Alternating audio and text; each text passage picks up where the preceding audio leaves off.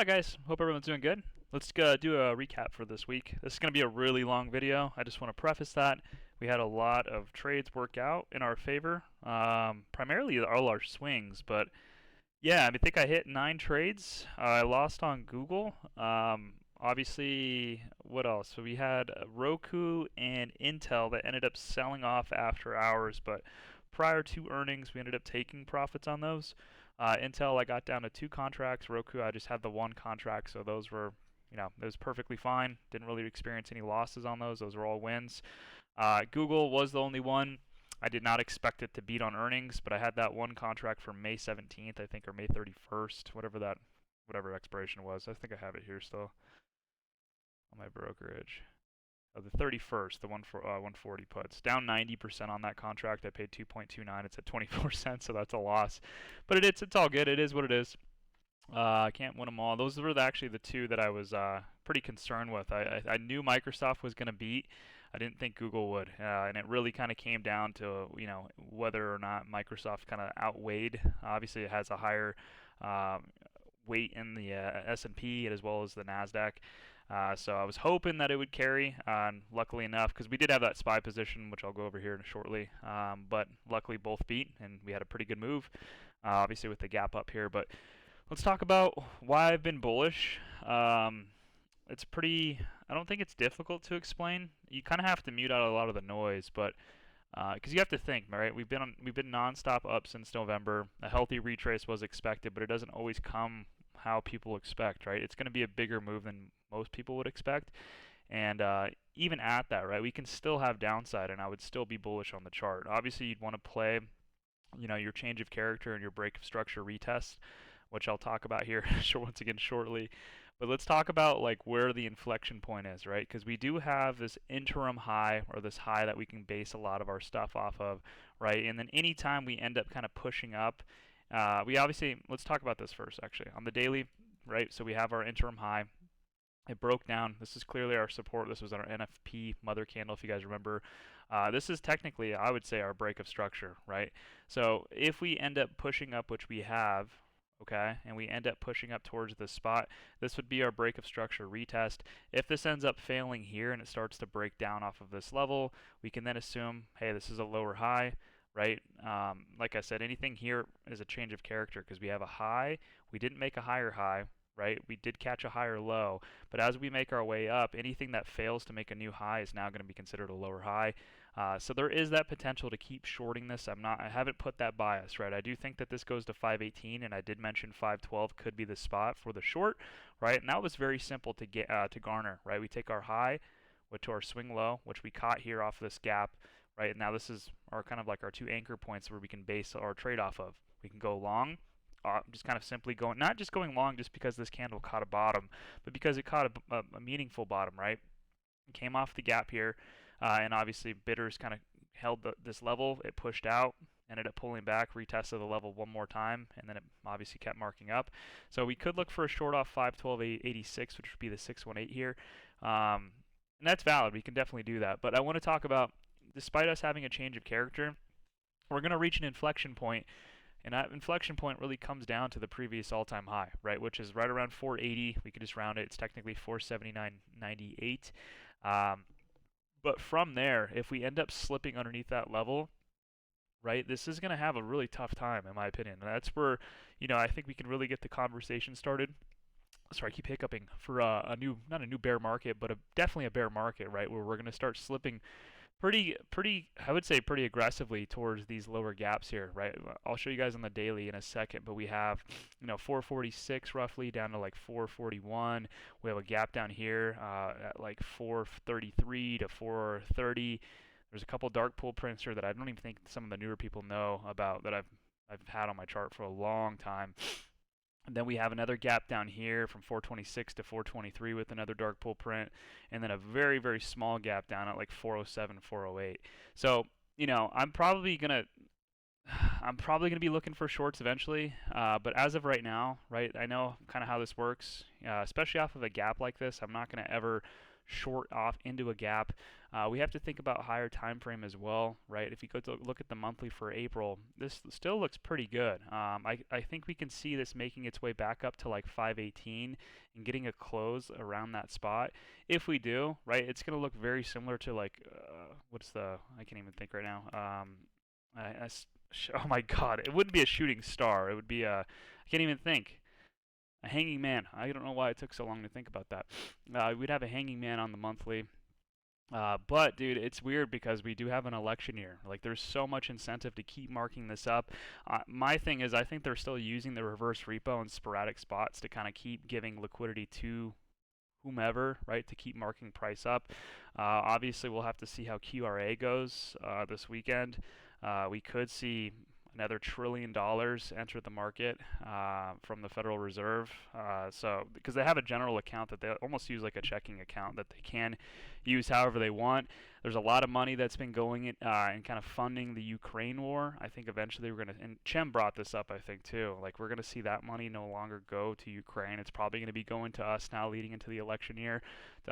Just some wild stuff that could happen that might really put a damper on the bearish side of things. But right, let's just kind of talk about what happened, why I took that trade.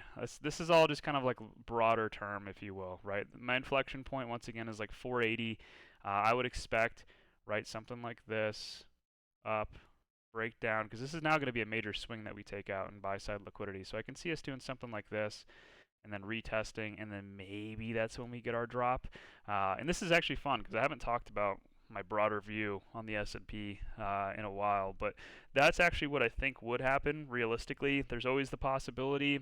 Like I said, there's just this crazy markup because of the election year that we end up making another all-time high. But that's what I have for that. But now back to why I took the trade.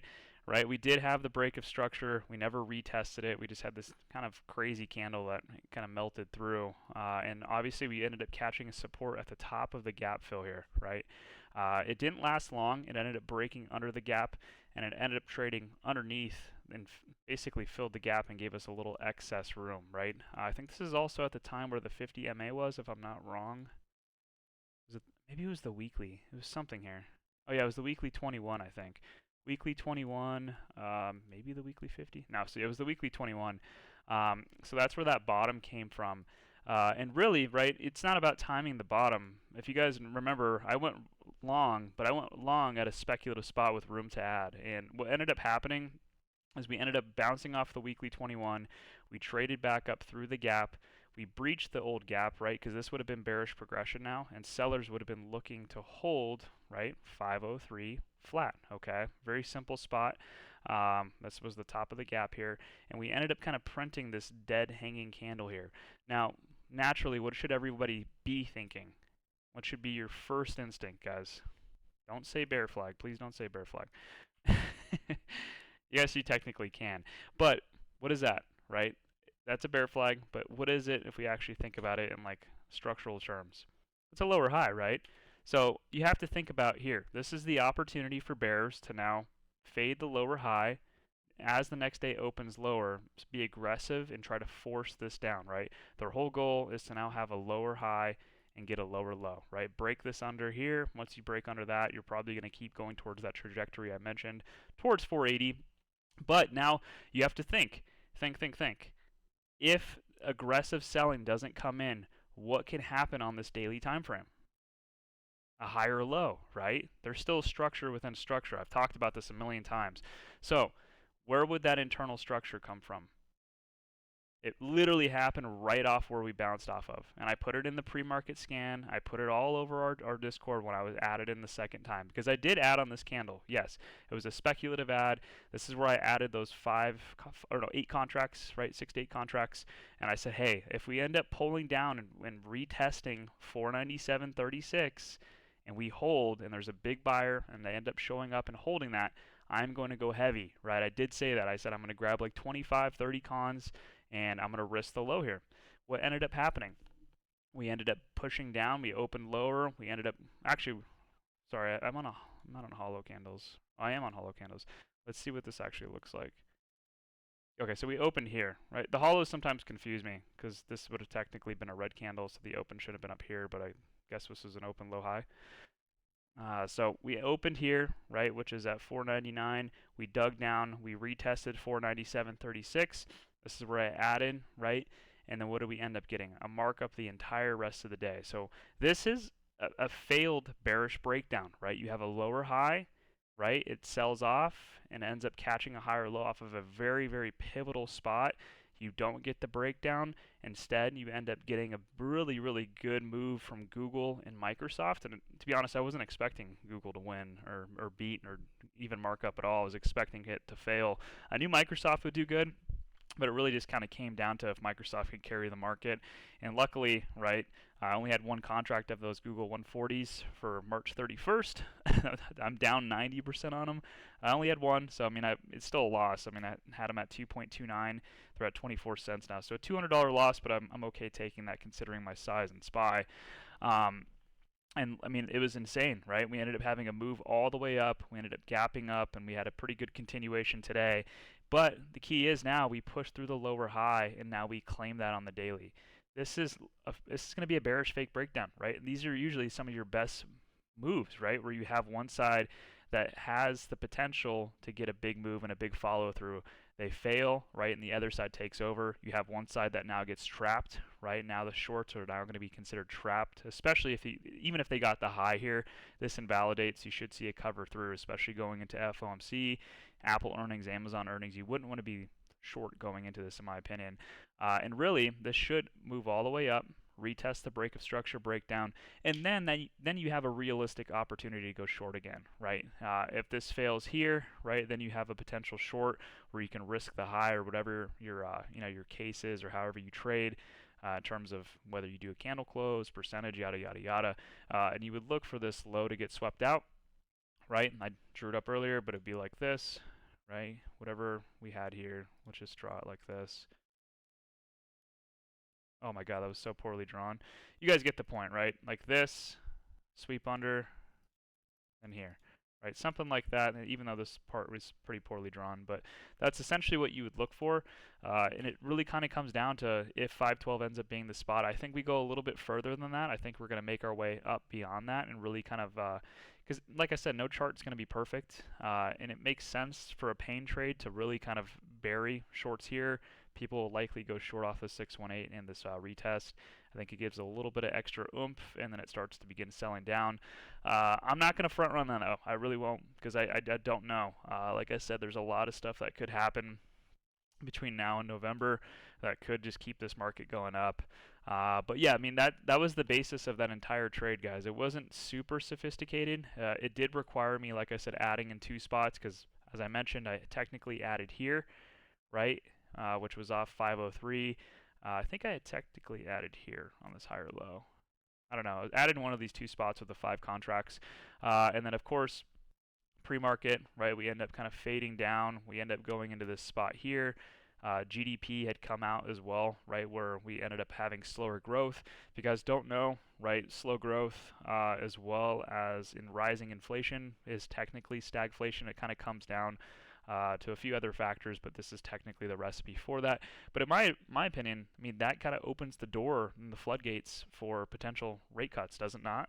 Right, kind of easing of the economy, the ability to borrow cheap money, right, and be able to borrow at lower rates will stimulate the economy. That's what they want, especially in terms of like needing growth going into the election. It's an important thing, right?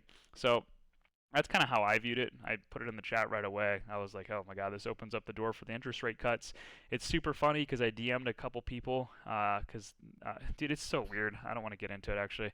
But Bank of America was basically saying, and some of these banks are basically saying, like, they're expecting no rate cuts at all this year. And I'm like, dude, like, you don't always want to do the opposite of what the banks say. But typically, when they say do one thing, you want to do the other, or it's going to do the opposite.